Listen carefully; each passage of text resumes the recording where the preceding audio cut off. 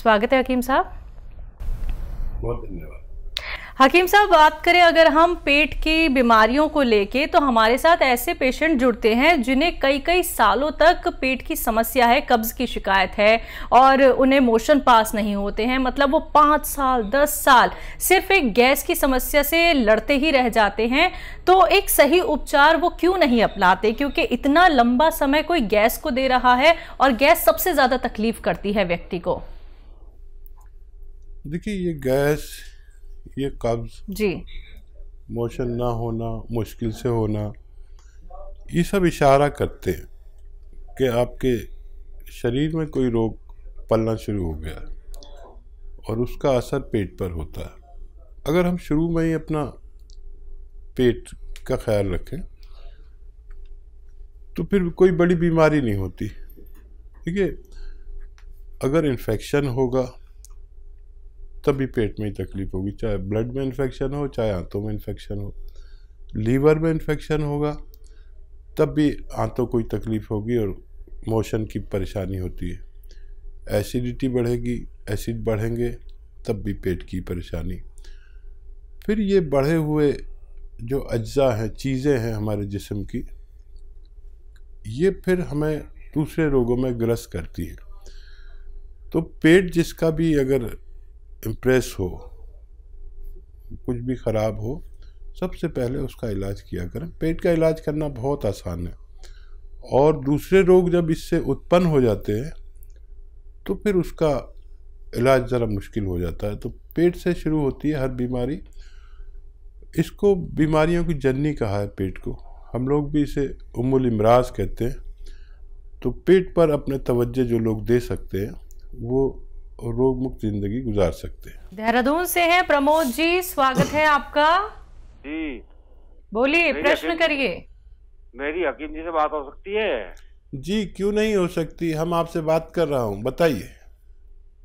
सरकार, मेरी ये परेशानी है जी। हेलो जी जी, हकीम साहब नमस्कार। आदाब, जय हिंद। बताइए, मैं सुन रहा हूँ, आपकी आवाज़ आ रही है। मुझे एक तो मेरे पैरों में साइटिका है, ठीक है, और मेरा पेट ठीक नहीं रहता, मुझे कब्ज रहता है और मेरा हाजमा खराब है। खाना खाने के बाद मेरा पेट फूल जाता है, ऐसे जैसे कोई फुटबॉल की तरह टाइट हो जाता है, गोल गोल। जी, ठीक है। मुझे देखिए, इन्फेक्शन है मेरे अनुभव में आपके पेट में, तो उसका इलाज कराइए कम से कम 7 दिन लगातार अपने ही डॉक्टर से। और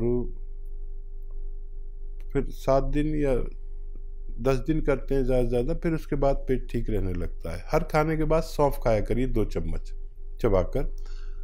अपने खाने में धनिया खूब इस्तेमाल कराइए, जो धनिया पाउडर या धनिया का पत्ता इस्तेमाल करते हैं, ये सब इस्तेमाल किया करिए पेट के लिए। इन्फेक्शन है तो इन्फेक्शन का इलाज करा लें, एलोपैथ इलाज अच्छा है।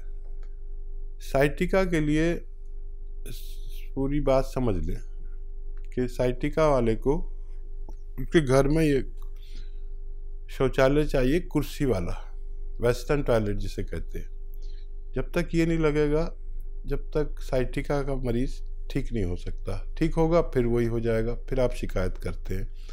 तो मेरा बताना बहुत ज़रूरी है, आपकी मर्ज़ी है। दवा से भी पहले आप वेस्टर्न टॉयलेट आपके घर में होना चाहिए। वैसे आप जिस तरह बात कर रहे हैं होना चाहिए आपके घर में, नहीं है तो लगवाएं। ये दवा से भी ज़्यादा ज़रूरी है। अब आपको गोंद स्याह, एक काला गोंद को कहते हैं, काला गोंद या गोंद स्याह, लेकिन ये असली ले लें, नकली बहुत मिलता है। इसकी जगह लोग एलवा दे रहे हैं और लोग ले रहे हैं और खा रहे हैं, फ़ायदा नहीं हो रहा। पहले ये सब जगह असली मिलता था, अब सब लोग नकली बेचने लगे। तो ये 15-16 रुपए का इलाज है रोज़ाना का। आधा ग्राम सुबह खाएं, आधा ग्राम शाम। गोंद स्याह यानी काला गोंद, कड़वा होता है, रॉ मटेरियल है। खाने के पश्चात खाना है, पानी से लें और रात को खाने के बाद लें। और देखिए, फ़ायदा ये 5-7 दिन बाद करेगा तो परेशान नहीं होना। ये थोड़ा देर से फ़ायदा करते हैं। असली नुस्खे है ना, रॉ मटेरियल है, यूनानी है ये।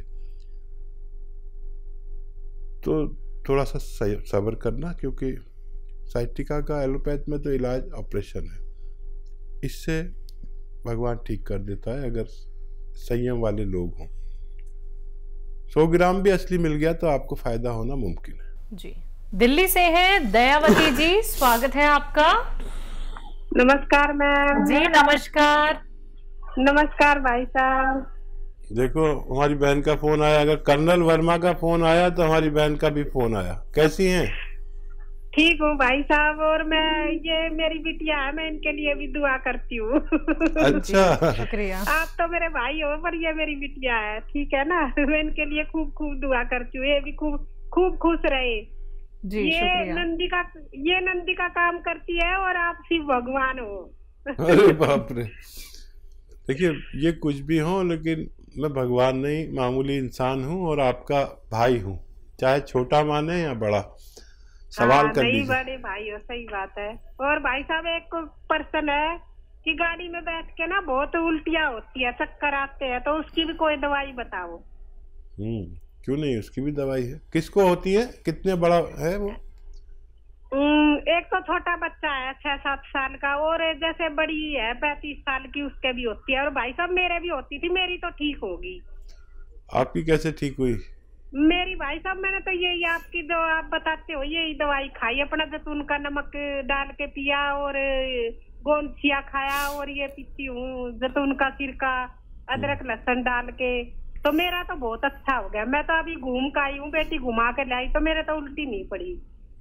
यही तो मैं बताना चाह रहा था, लेकिन हमें आपसे भी इतनी अच्छी होगी भाई साहब, अंदर तो मेरा सिस्टम पेट का बहुत से अच्छा हो गया। जैसे पहले थी ना 20 साल की थी, उस टाइम मेरा सिस्टम था वो अच्छा हो गया, मेरे शरीर का सिस्टम एकदम बढ़िया। हाँ देखिए काफी चीजें तो हमें आपसे ही पता चल रही हैं अपने ही बारे में।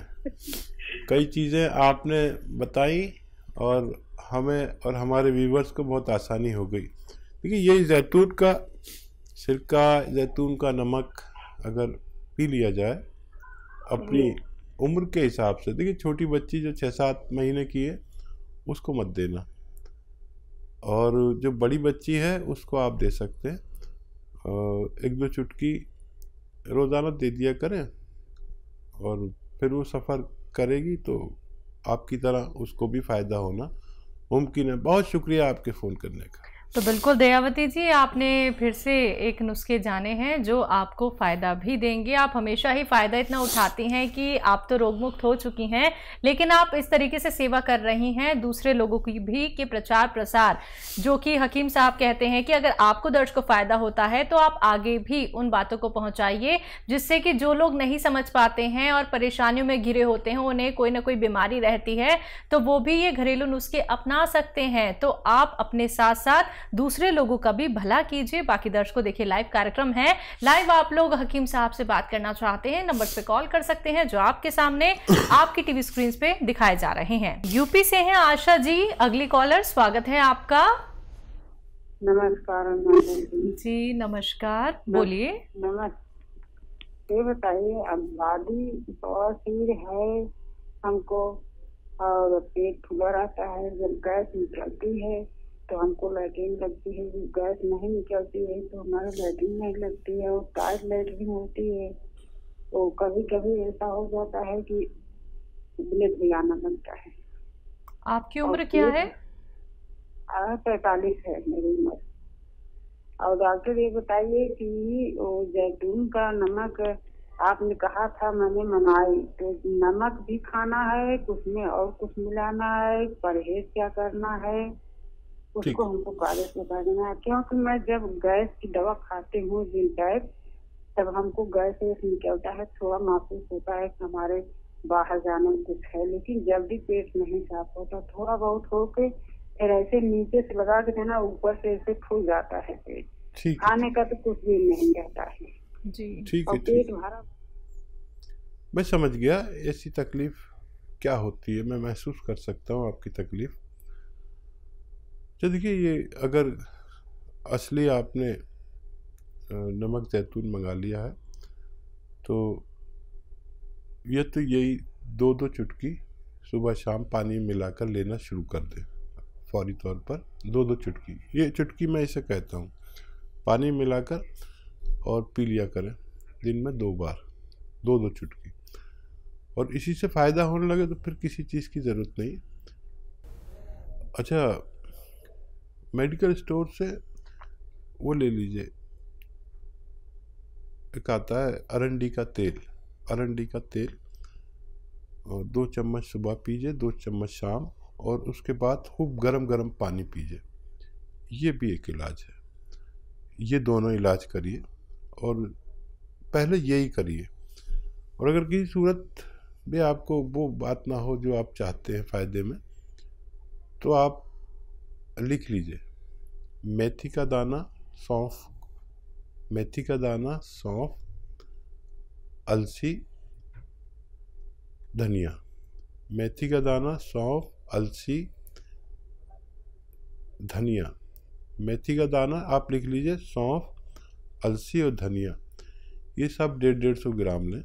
और 150 ग्राम ये आपके पास अगर नमक है, नमक जैतून, तो इसमें मिलाकर फिर 1 चम्मच सुबह 1 चम्मच शाम गर्म पानी से लें, आपको फ़ायदा मुमकिन है। जी, यूपी से हैं मंगलू शर्मा जी, स्वागत है आपका।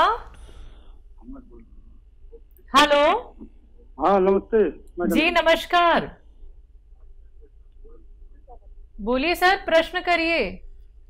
मैडम, कह रहे हैं कि यूरिन संबंधी समस्या 10-12 साल की कौन सी परेशानी है? यूरिन संबंधी। यूरिन ज्यादा आता है, मुश्किल से आता है, क्या होता है?